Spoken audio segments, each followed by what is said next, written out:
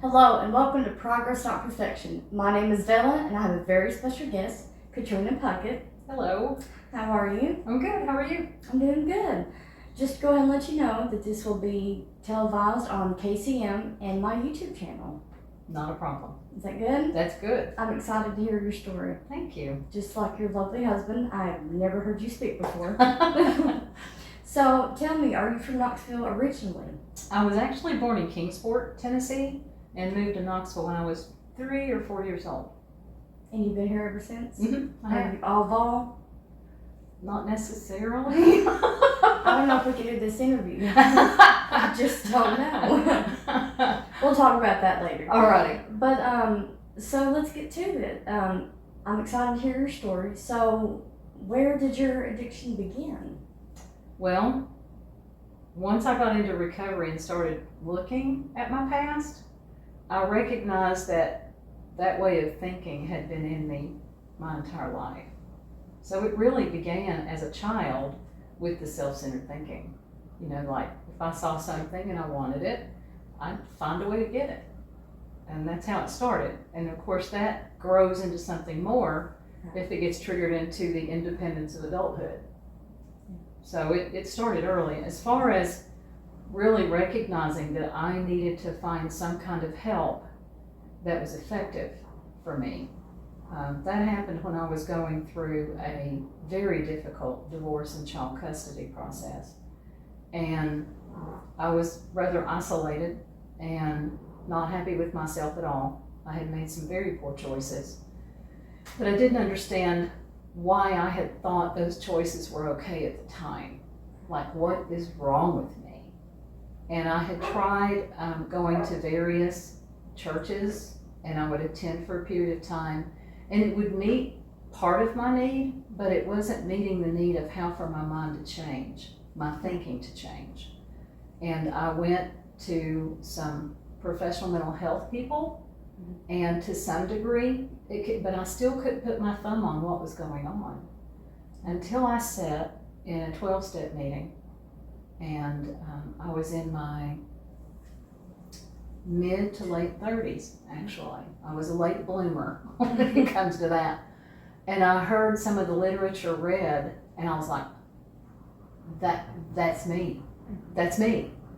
And that's what it takes for all of us, is they're telling my story. Yeah. And I remember standing up and asking if it was okay, because I had not spoken a word, if it was okay for me to pick up what's the white, the initial sign of surrender, that I can't do this and I need to join you all who are doing this, who are succeeding at staying clean. And absolutely, they said, absolutely. So that's when it happened. But it was a long journey. I had traveled all over the country, literally going to various denominations of churches thinking it's my belief, and it was my belief system. But I was trying to bring someone else's into me.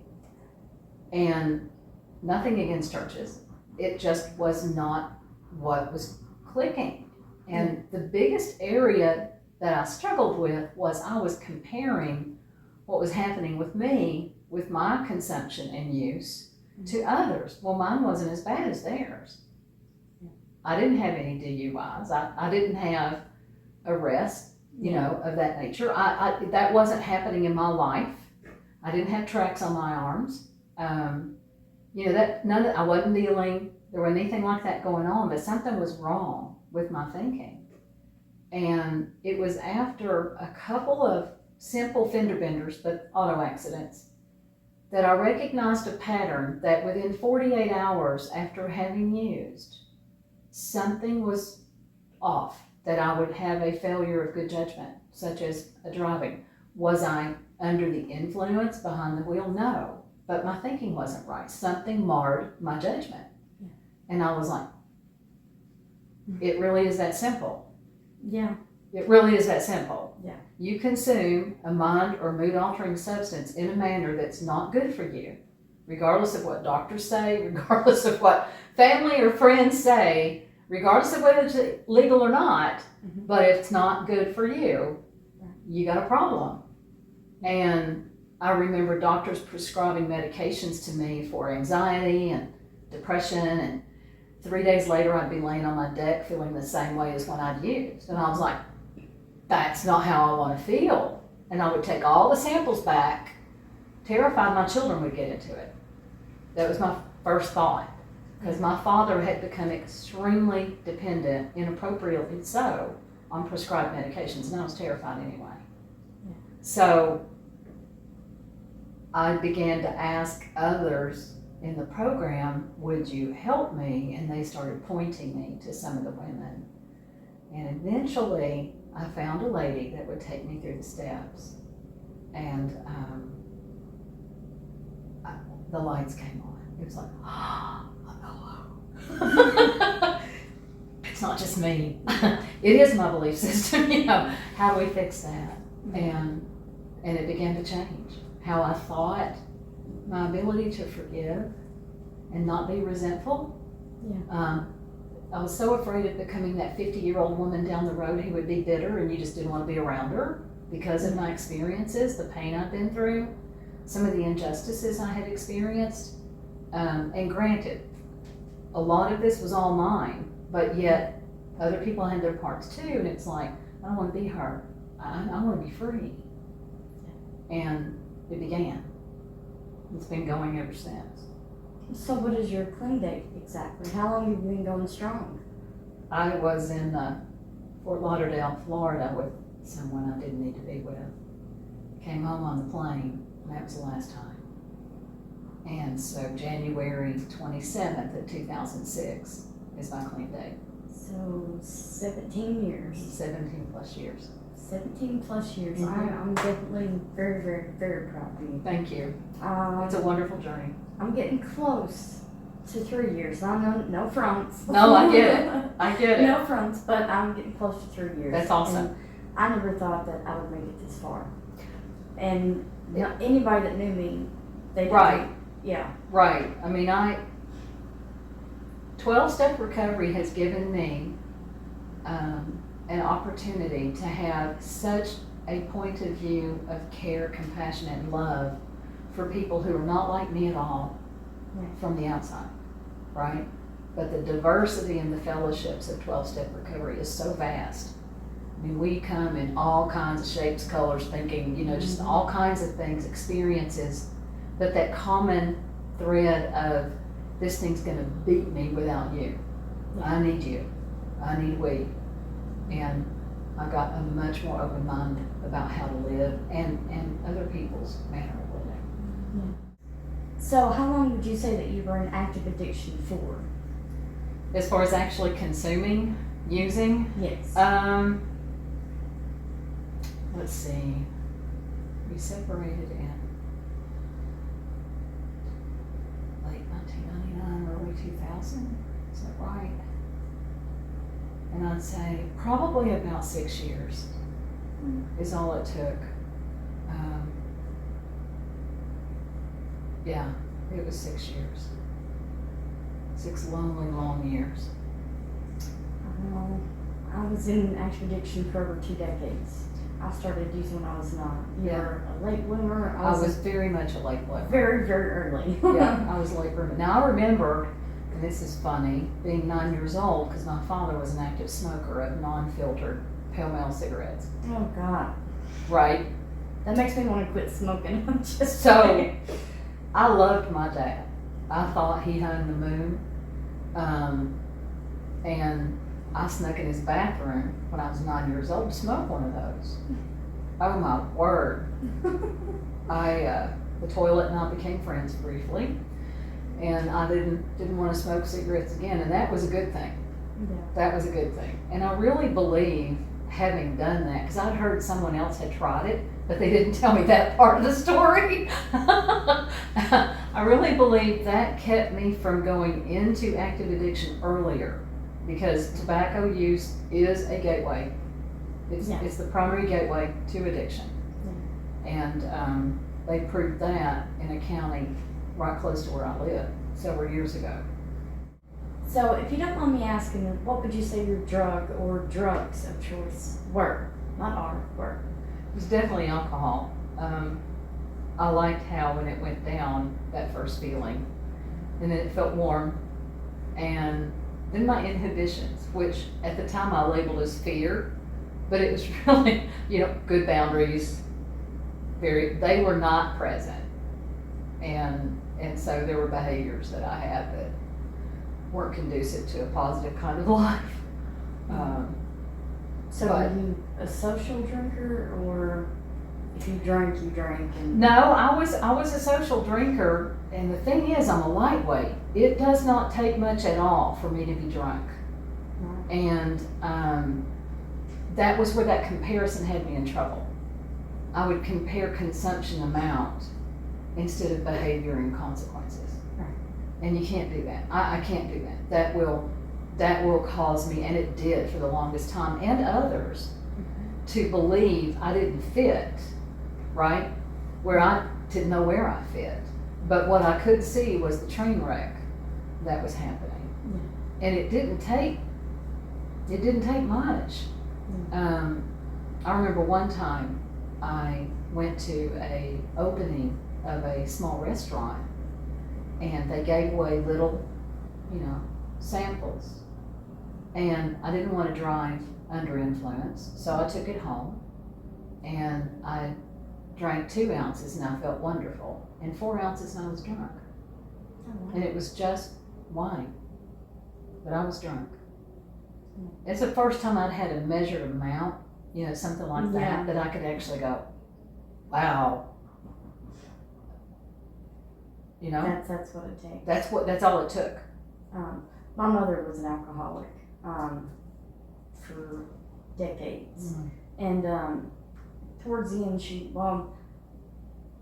at some point she liked 40s, 40-ounce bottles of beer, and I'd probably say 3 to 6 a day. That's not including whatever else she did. So Yeah. But you're right, it's not about comparison. I mean, Mhm. whether you take 1 shot of whiskey or you drink the whole bottle of whiskey, it manifests, like you said. And it would give me, they call it liquid courage. After a while, I would call it mistress. Seductive there whenever you wanted it. Made everything seem okay. Yeah. And it would give me, I thought, the courage to be me, right? Someone that maybe someone would enjoy, because I'd experienced a lot of rejection. And I would find myself being the woman that guy might want to be with, but there was always alcohol involved. Right. And that's where I wasn't a social drinker, I was a relationship drinker. I was trying to find relationship. And it didn't work. It didn't work. Because when I looked at what that life was, then I had to look at what my life was that was trying to merge with it. And it was like, this is not what you want. This is not what you want. And that's where no, it wasn't working. And So what did you lose due to your oh my addiction? gosh. My way of thinking at that time was so naive. So naive. I didn't have a real idea of consequences. I really had the idea that I could change your mind. That surely you could see how I thought, right? How I blah, blah, blah. I really thought that. And I lost custody of my kids. I lost an entire community of friends and loved ones. I lost relationship with certain parts of my family, and I lost the future relationships of some because the investment wasn't there when it was available by me. My mental health was lost for a period of time. And the most important thing was what I was thinking of me. I lost any self-respect that I had. It was a really dark, black place in my mind. Yeah. Really dark and black place. Hopelessness. Complete hopelessness. And that loss pattern took place over the course of time. When my girls, it was determined for them not to be living with me as the primary parent. That absolutely destroyed me. And it took me 3 years to come out of that place of I would not accept it. I refused to accept it, even though it was the reality. I refused to accept it, and that was dragging everybody else that was even close to the situation through the same thing. When I finally was like, that's how it is. What are you going to do? And I stepped into the 12-step process. And that time of not having them, within 4 months I was in college. And I always had visiting with them, you know, every other weekend, one night a week kind of thing, summer vacations, that type of thing. I got an associate degree, and then as I was finishing up my bachelor's, they were graduating high school, so we all ended up going down the graduation aisle the same year, in the same month. I think that's pretty cool. It's pretty cool. Yeah, that's It's really very cool. They both now have master's degrees, whereas there was no one in my family that had a degree. I have a man in my life who is my husband, who has, we get tickled on trying to keep up. I think he's got 28 years clean. So I do not have any concern about substances being used in my home. I live in a safe environment where I have no concern that I'm going to be ridiculed, that somebody's going to talk about me bad behind my back, that I'm resented. You know, I don't have any of that taking place. Although my children and I did not get to have the same under the roof experience, you know, as full-time parents, we did get to have a lot of adventures. We camped twice a year with a recovering group up in Gatlinburg. And the second we hit that campground, it was like, here went all the kids. They got to be and have so much fun. And to this day, that is their most prized memories, are the times that we had together with not only us, but this entire family of recovering people. So we have that. One lives in California now, and we have a fantastic growing relationship. The other, she's my mini-me, so it's been a process. We're a lot alike. And then the other one, the oldest one, she lives in this area and has recently gotten married, and we spend time every week together. That's amazing. It is absolutely amazing. She was going through her master's program, came into the home one day, called me up and said, hey, I've got a video program. I really want you to play this video game and see if you like it. I really, really think you'll like it, Mom. I just think you'll like it. I mean, she's 26, 27. I'm like, okay. And I used to play these things long ago with my first husband. This is my third and final, the one I'm with now. Third time's the charm. Yep. So here she brings in Nintendo Switch, plugs it up, gets me going on Zelda Breath of the Wild. And I've never played anything like this, and I really enjoy it. She gets the biggest kick out of sitting on the couch with me while I'm playing on that game and telling me how to do this and that. Gets up, I gotta finish my degree, I'm just gonna leave my game with you so you can play with it for a while. That's a $300 game, you know, and I'm like, but the one I was before, you wouldn't leave your game system with me. You know what I mean? That's not how it went. So I've got a life where I have a lot of fun. I get to learn a lot. I'm in a company right now that is huge, and I was thinking yesterday when I was driving, I can't even remember where I was going. A lot of times when I'm driving, I process, and I think that's the case for a lot of us. And I was like, you know, my 4-year anniversary with this company is not here yet, and I've been promoted 5 times. Wow. And those of us in recovery are some of the best employees you'll ever find. I believe that. You know, we know what it's like not to have work, not to have money, you know, to spend it the wrong way, to have debt we're trying to figure out how not to drown in. You know, we've all been there. I am out of debt. I pay taxes every year. You know, my payroll pays taxes. I file tax returns every year. The things that a lot of people grunt and groan about, you know, I'm like, go girl. You know? It's, you know, I hear people complain about taxes, and I'm like, the roads we drive on, I didn't lay that road. Yeah. You know, my mindset has turned to appreciation of what people are doing to contribute to my life. Yeah. And that changed from this entitlement of that shit. Why is this happening to me? Yeah. You know, why, blah, blah, blah, blah. And it's like, well, why not you? Yeah. Why not you? How about we look at how we can help other people? Yeah. And that's when recovery really took off in a much deeper level and has continued to evolve with greater depth, was when other women started coming to me and asking me if I would sponsor them. It scared me to death. I called my sponsor, there's 3 women asking me. You know, and she's like, ha ha ha. She just croaky laughed, you know, and I'm like, I get it. She said, yeah, you can, you are. And one of them is still clean, never picked up again after that. Another one had a really hard road, but she's now across the country with family and is staying clean. And the other one went through, I thought she was going to die. I think she's clean, but I'm not sure.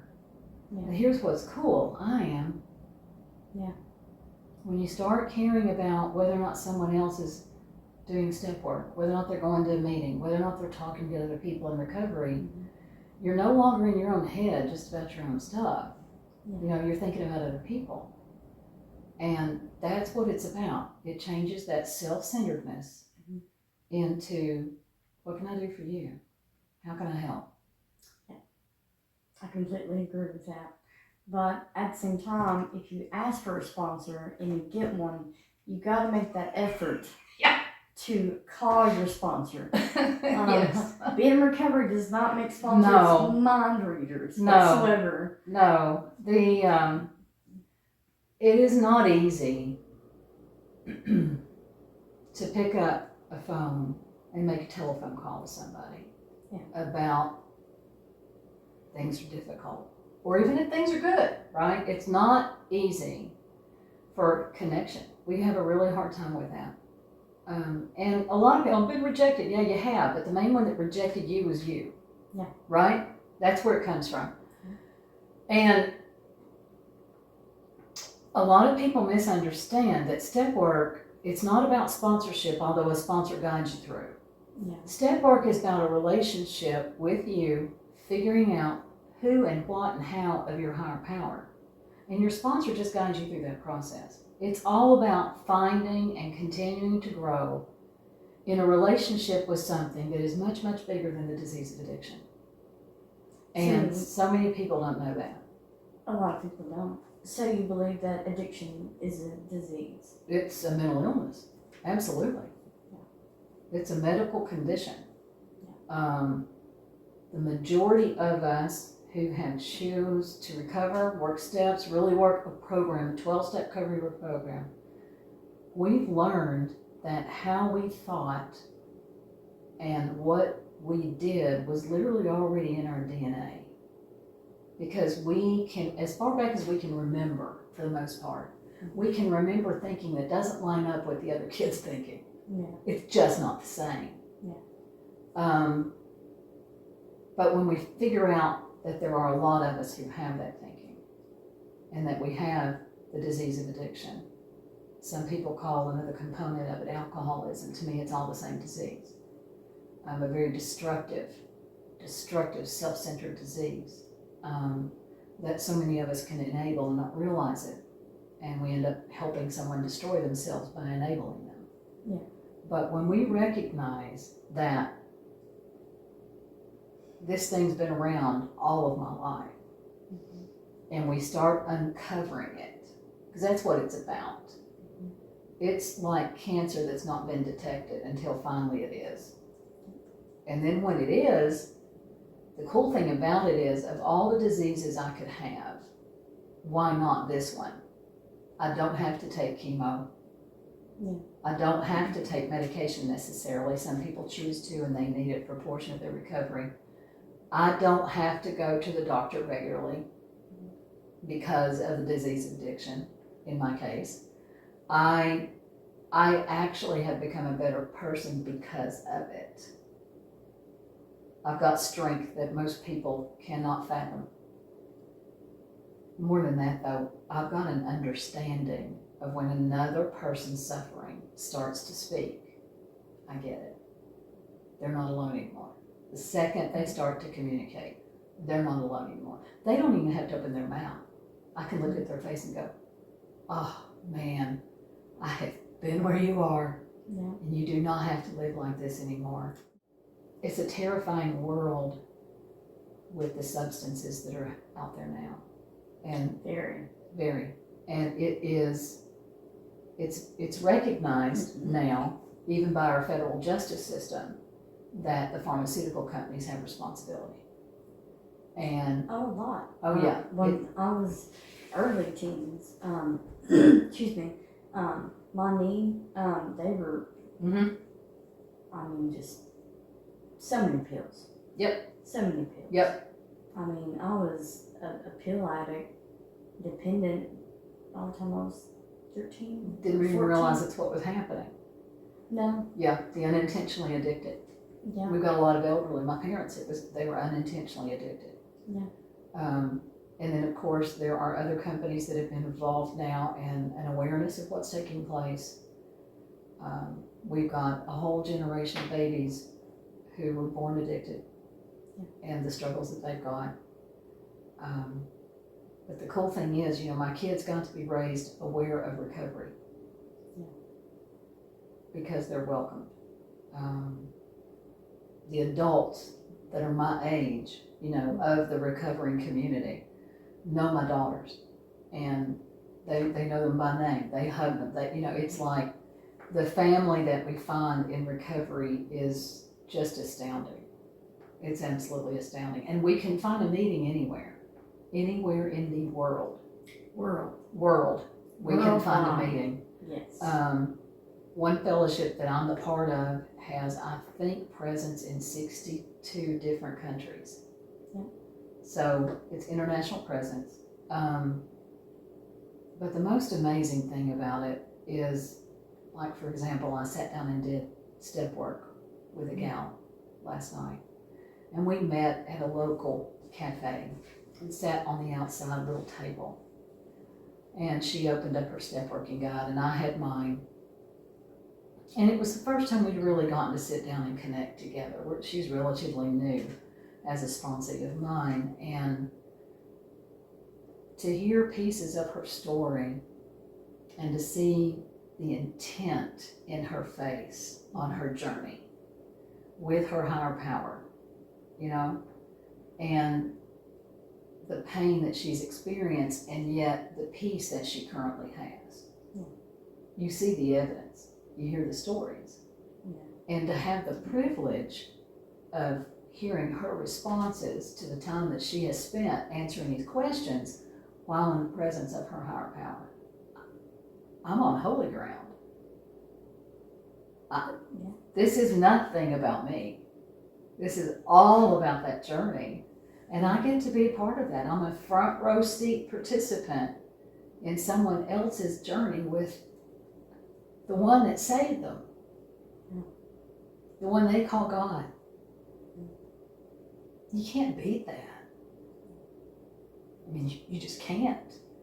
And the privilege to have their children look to me as like a grandma. And there's two young ladies right now, young moms. Both of them actually have some teens, and one of them has some younger ones. And I represent the mother figure in their life. And that is a privilege I had no clue. So I didn't have custody of my kids, but I have no idea how many spiritual children I've actually got. I couldn't tell you. It's amazing.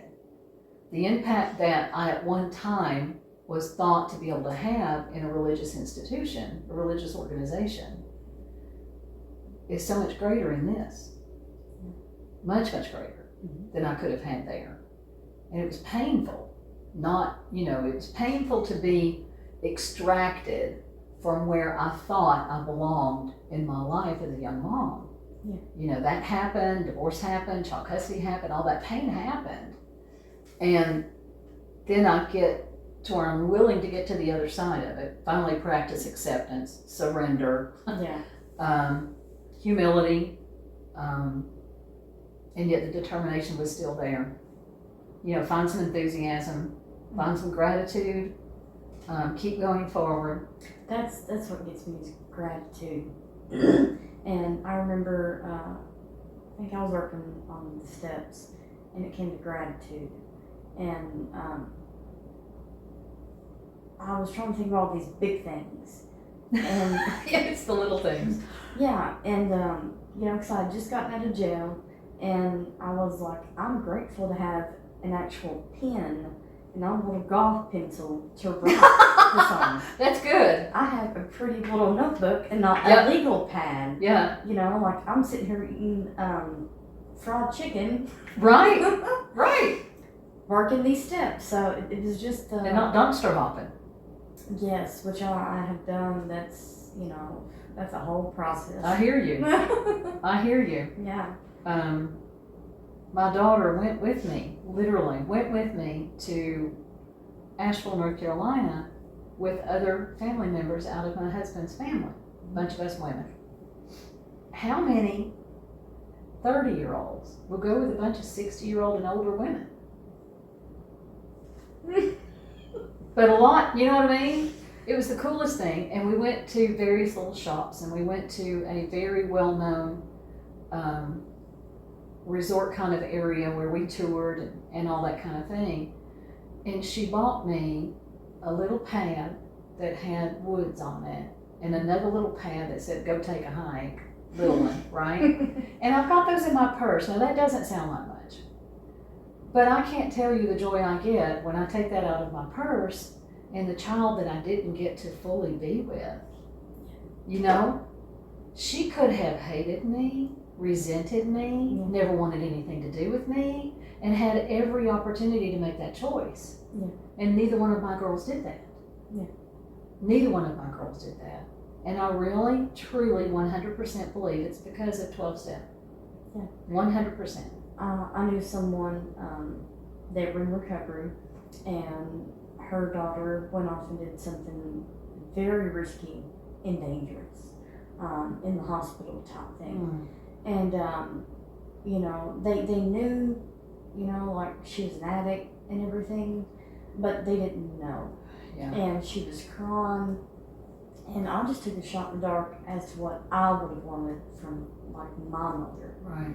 And I said, have you ever shared your stories with her? She said, well, she knows I've been to jail and blah, blah. I said, no. Haven't you, been through such and such? She said, yeah, but I'm not telling him. I said, maybe you need to. I said, maybe you need to share your experience strengths, share all that with her. Yep. And I think they both live with her now. Mm-hmm. And like they do the manis, the petties, the hair, Mm-hmm. like they have the best relationship. Yep. And her daughter never went back, and it's a scary thing, but my mother was an alcoholic, like I said, and she didn't explain it. I just thought it was a way of living. Yeah. Yeah. Because I was surrounded by it. Well, everything's fine here, and don't you dare talk about it. Yeah. That's the code. Yeah. That's the code. Yes. I chose for my children to know pretty much about anything about me. And I was chastised for that. You kids, blah, blah, blah, blah, blah. I'm like, if nothing else, if I can provide them with nothing else, I want them to know the fallacies of their mom as a human being, to have some understanding of what caused the pain. Yeah. Because they had the pain too. It wasn't just me. Their father had the pain. It wasn't just me. They were raised in pain. And it wasn't all bad, but there was a lot of that happened very early in their lives. But I was transparent. And my whole motive was no matter what you may face in your life, somebody else may get it if you need to talk to someone. And that became a very true thing, where they could tell me things, and I may not know the answer, but you aren't alone in that thinking and what you're experiencing anymore. And that transcends into sponsorship. That's what that's about. You're not alone in your thinking. You don't have to carry this by yourself. I had and she still is a sponsee, who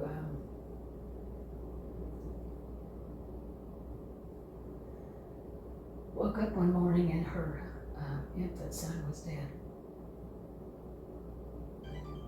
And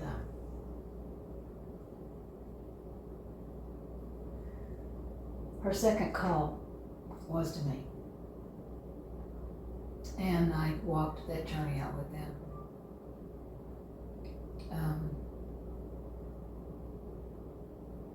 And she kept recovering. She went through a really hard time, and it's still hard at times. But the privilege and the honor that I had, because I stayed clean, because I picked up the phone, because my husband and I immediately jumped out of the bed and went. Yeah. They did not have to do this alone. And I was there when they chose the casket. I was there when they chose the plot. I was there when the service happened. I was there afterwards when they went through a really, really hard time. I was the one he called when he said, "Will you help me? You know, will you?" And I went with him and we met, and she got her GED, and she is now working in the industry, pursuing higher education. He owns his own company, is doing well. Her daughter, whom he has become the father to this other child that she had before they met, it has a dad that is just 100% dad. You know, it's a beautiful thing to get to be in people's lives. I had another sponsee that got released out of jail. She showed up at the park, and she sits down on this log at the park, right? I can't do it. And I mean, she's lost it, absolutely lost it. And I'm laughing, not at her, but in identification, because I did it, right? I did it. That's why I'm laughing, because I can't do it. We can all relate. I can't do it. And I really think all of us as humans can relate to it, but especially we addicts, right? And I'm like, you're gonna make it. It's okay, just call me. Let's get through this. Yeah. And we were getting to the 11th step. There's 12 steps, and we were approaching the 12th step. I don't want to sponsor. I do not want to sponsor. I'm like, that's fine. No, I'm not going to sponsor. I just don't want to sponsor. She was married to an extremely successful gentleman in his industry, and they had, I'm not sure if they'd had their infant son yet. Maybe. Can't remember. And she calls me. I got my 12th step done. Okay. When are we getting together? Put it on the calendar. And she sits down. Catrina, you're not going to believe this. And I'm like, what? I want to sponsor. And I lost it. I was cracking up. Because that 12th step says, having had a spiritual awakening as a result of these steps, we try to carry the message to the sick and suffering addict, right? And it happened for her. As a result of working these steps, she had a spiritual awakening of, I want to help. I actually want to do this. Yeah. And occasionally she'll call me, I got a sponsee. You know, she'll go, I'll go, try this, you know, or I don't know, let me call mine. Hey, my sponsee's got a sponsee. My sponsor's got 28 years, hers has got 30 something. That sponsor has 30 something. Yeah. And these are years in recovery, working steps, working traditions, reading literature, chairing meetings, having service positions at meetings, being a part of area, going to world. I've been in a meeting one time. It wasn't a big meeting, but I think everybody there had over 200 years clean. Together, if you counted if it up. If you added it all up, we had about 200 years clean. I've been in a clean time countdown meeting And there was over 1,000 years. Wow. Oh yeah, it adds up. We have people in this community now that have over 40 years. Yeah.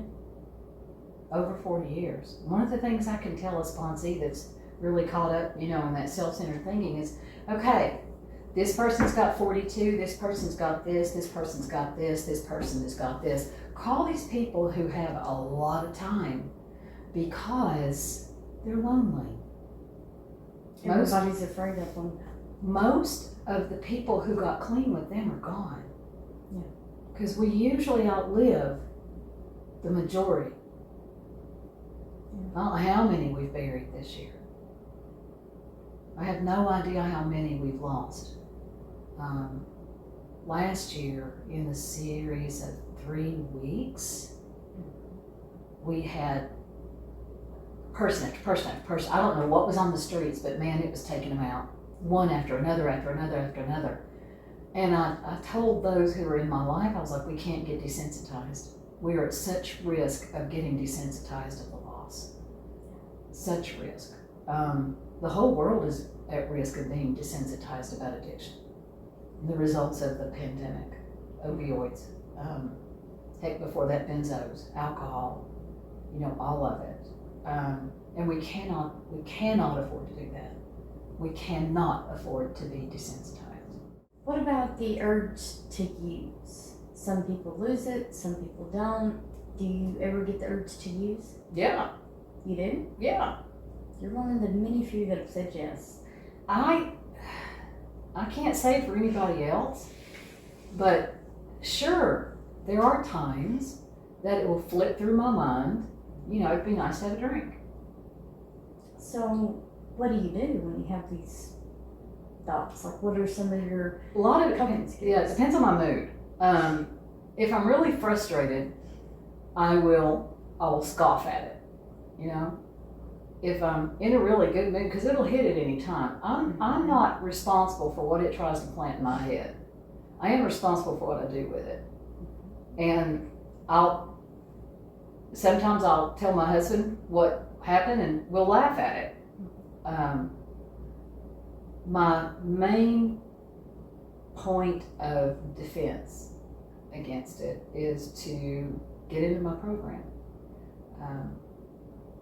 My husband could tell you that how many times he will realize I'm in a spot because I've got my book and my notebook and my pen and the literature and my phone, and I'm in the middle of it. Yeah. I'm working through it. And so step work, writing out, like I said before, getting connected with my higher power, recognizing it for what it is, recognizing what it's not been able to succeed in my life for over 17 years. It's just a thought. That thought does not define me. This is all a matter of personal opinion. So what do you think we could do as a community to better help the addict that wants and seeks the help but doesn't have the means to do so? I actually think everyone has the means. I know that a lot want treatment, and I get that, but it's not the only solution. I didn't have treatment. I was actually afraid they wouldn't let me out. I was so mentally terrified that I would end up locked up and would never get out. Now, my logical mind today, knowing how this works for people, that wouldn't have been the case.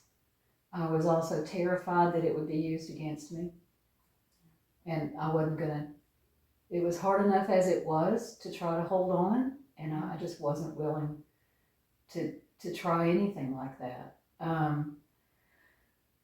One of the things that can be done is there are clubhouses that provide meeting places for 12-step fellowship programs. And a lot of the treatment centers will take their patients to these meetings.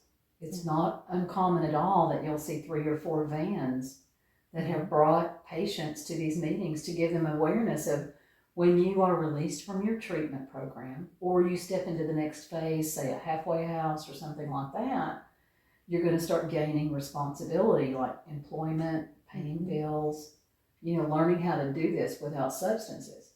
Yeah. And meetings is part of that. Yeah. It's part of how you don't step back into what you were doing. It's part of remembering you're not alone. And so these clubhouses are not-for-profits, and they sure aren't making money. That's not the deal. They're trying to keep the rent paid, pay the utilities, and make sure it's clean. Make sure the lights are on and it's clean. But that's a huge one in this area. The clubhouses got hit really hard during the COVID pandemic, and Zoom meetings took off like all over the world. They're available 24/7 for people who maybe are home or not able to be mobile like they were, or don't have transportation, or you're awake at 2 o'clock in the morning and you can't go back to sleep, or you work nights, and it's just, there is a way to find recovery with or without insurance. There are also grants that come from not-for-profit entities that people could contribute to. That's a way to do it. I think the biggest thing, though, that the community can do is stop judging and start caring. Amen to that. Yeah, we have this community where I live right now. There is a homeless population that is coming closer. And I believe the reason for that is, again, the COVID pandemic and now the escalation of real estate. It's been really hard for people to hold on to a home, to even have a way to pay the tremendous escalating prices of groceries, of rent. And especially young families are hit the hardest. And a way to fortify their ability to have a life, to have some hope, we need some kind of shelter arrangement for these people, because what's going to happen is the pain will get so great that they'll find a way to medicate it. And we will lose the next generation to the disease of addiction.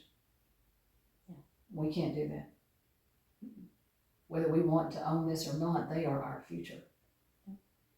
We have to take a stand. We've got to wrap our arms around every person that we can, because they may not have anybody else to do it. So, last question. If the sick and suffering addict were sitting right in front of you, what would your message be to them? I'm pretty direct. And so it is, you don't ever have to use again. You don't ever have to pick up again. You're never alone again. It's your choice. Your choices currently will kill you. And I don't want that for you. Let us help. It doesn't cost a dime. And there are a lot of us who want to do so. That was a beautiful answer. Thank you. And it was such a pleasure hearing your story and your wisdom, and definitely going to call more. Good. Well, my name is Della. This is Catrina Puckett, and this was Progress Not Perfection. We'll see you next time.